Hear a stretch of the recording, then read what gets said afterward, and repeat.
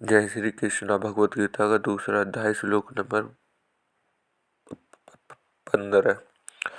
ये ही न व्यथा यनन्ते पुरुषा पुरुषा सर्व समुदा सुखा धीरा सोमवत्रा कल्पते।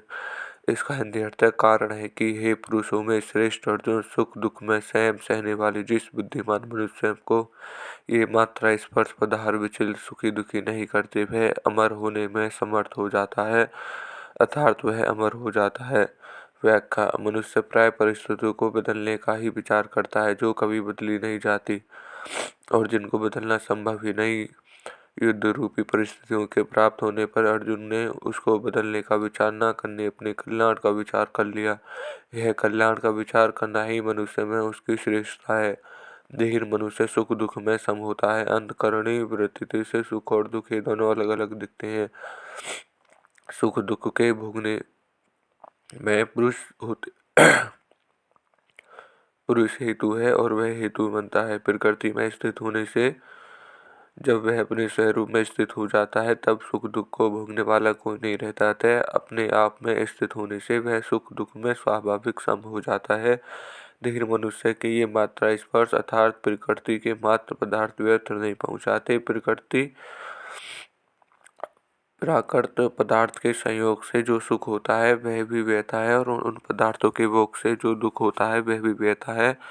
परंतु जिसकी दृष्टि से समता की तरफ है उसको ये प्राकृत पदार्थ सुखी दुखी नहीं कर सकते। समता की तरफ दृष्टि रहने से अनुकूलता को लेकर उस सुख का ज्ञान हो जाता है, पर उसका भोग न होने से अंतःकरण में उस सुख का स्थायी रूप से संस्कार नहीं पड़ता। ऐसे ही प्रतिकूलता आने पर उसका दुख ज्ञान हो जाता है, पर उसका भोग न होने से अंतःकरण में उसे दुख का स्थायी रूप से संस्कार नहीं पड़ता। इस प्रकार सुख दुख के संस्कार न पड़ने से वह व्यतीत नहीं होता। तात्पर्य यह हुआ कि अंतःकरण में सुख दुख का ज्ञान होने से वह स्वयं सुखी दुखी नहीं होता।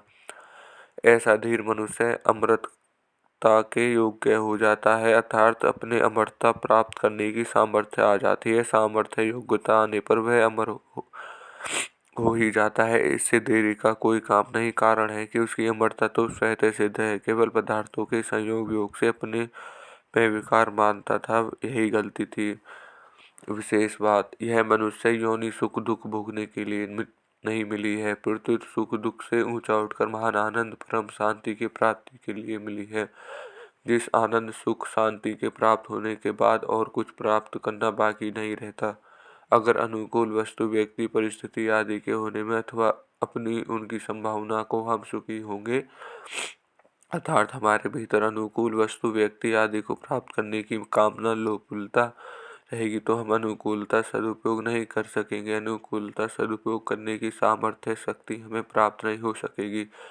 कारण है कि अनुकूलता सदुपयोग करने की शक्ति अनुकूलता भोग में खर्च हो जाएगी, जिसकी अनुकूलता उपयोग नहीं होगा किंतु भोग ही होगा। इसी रीति से प्रतिकूल वस्तु व्यक्ति परिस्थिति घटना क्रिया आदि के आने पर अथवा उनकी आकांक्षा से हमें दुखी होंगे और प्रतिकूलता का सदुपयोग नहीं होगा किंतु भोग ही होगा। दुख को सहने की सामर्थ्य हमारे में नहीं रहेगी, अतः हम प्रतिकूलता के भोग में ही फंसे रहेंगे और दुखी होते रहेंगे। अगर अनुकूल वस्तु व्यक्ति परिस्थिति घटना आदि के प्राप्त होने पर सुख सामग्री का अपने सुख आराम सुविधा के लिए उपयोग करेंगे और उसको राजी होंगे तो यह अनुकूलता भोग हुआ। परंतु निर्वाह बुद्धि से उपयोग करते हुए उस सुख सामग्री को अभावग्रस्ती को सेवा में लगा दें तो यह अनुकूलता का सदुपयोग होगा। अतः सुख सामग्री दुखियों को ही समझे, अतः दुखियों का ही हक है। मान लो कि हम लखपति हैं और तो हमें लखपति होने का सुख होता है, अभिमान होता है, परंतु यह सब तब होता है जब हमारे सामने कोई लखपति ना हो। अगर हमारे सामने हमारे देखने सुनने में जो आते हैं वे सब के सब करोड़पति हो तो क्या हमें लखपति होने का सुख मिलेगा? बिल्कुल नहीं मिलेगा। तो हमें लखपति होने का सुख तो अभावग्रस्तों दरिद्रों ने ही दिया। अगर हमें मिली हुई सुख सामग्री से अभावग्रस्ती को की सेवा न करके स्वयं सुख भोगते हैं तो हम कृतज्ञ होते हैं। इस सोचे से हम सब अनर्थ पैदा होते हैं। कारण है कि हमारे पास जो सुख सामग्री है वह दुखी आदमियों को दी गई है, अतः उस सुख सामग्री को दुखियों की सेवा में लगा देना हमारा कर्तव्य होता है। अब विचार यह करना है कि प्रतिकूलता का सदुपयोग कैसे किया जाए। दुख का कारण सबकी इच्छा आशा ही है। प्रतिकूल परिस्थिति दुखदायी तभी होती है जब भीतर सुख की इच्छा रहती है। अगर हम सावधानी के साथ अनुकूलता की इच्छा का, सुख की आशा का त्याग कर दें तो हमें प्रतिकूल परिस्थिति में दुख नहीं हो सकता।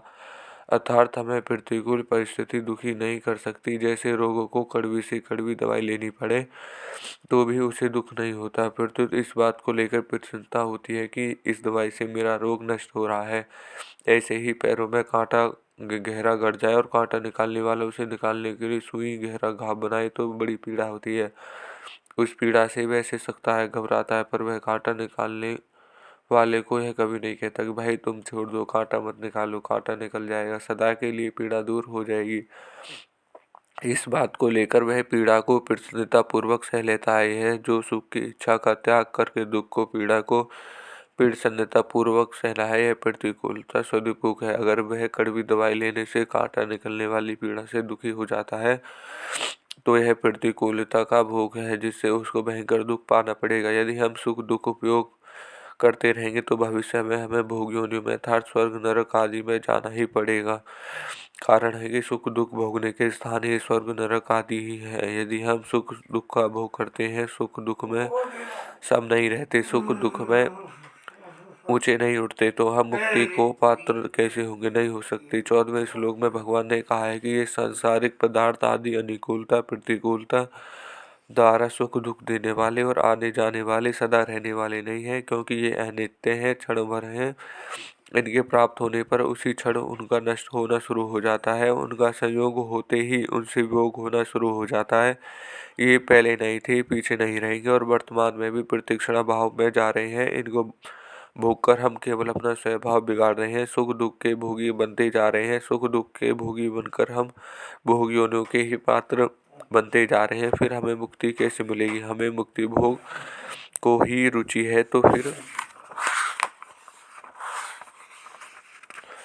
फिर भगवान हमें मुक्ति कैसे देंगे? इस प्रकार यदि हम सुख दुख का उपभोग ना करके उनका सदुपयोग करेंगे तो हम सुख दुख से ऊंचे उठ जाएंगे और महान आनंद का अनुभव कर लेंगे। परिशिष्ट भाव स्वरूप सत्ता रूप है, सत्ता में कोई व्यथा नहीं है। शरीर में अपनी इस स्थिति मानने से ही व्यथा होती है, तो शरीर में अपनी स्थिति मानते हुए कोई भी मनुष्य व्यथा रहित नहीं हो सकता। व्यथा रहित होने का तात्पर्य प्रिय को प्राप्त होकर हर्षित न होना और अभिप्रिय को प्राप्त होकर उत्तेजित न होना।